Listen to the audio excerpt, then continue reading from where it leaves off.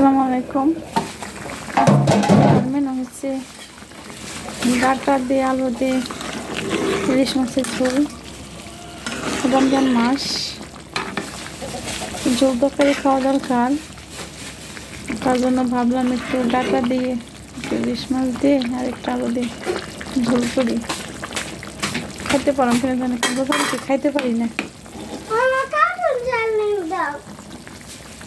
আর হচ্ছে সারামণি আবার ঝাটকা মাছ ভাজা পছন্দ করে, এই জন্য সারানোর জন্য আবার 4টা ঝাটকা মাছ লবণ হলুদ মাখিয়ে রাখলাম ভাজি করার জন্য।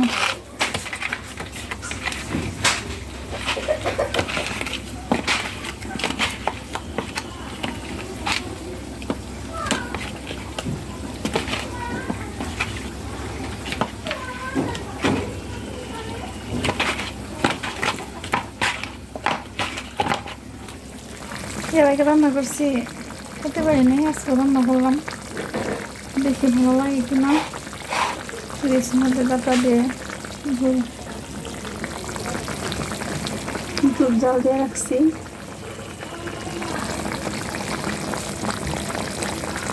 ডাটার মধ্যে হলুদ একটু কম দিতে হয়, কিন্তু সাদা সাদা রাখছি, কারণ ডাটাতে নাকি হলুদ বেশি দিলে ভালো লাগে না।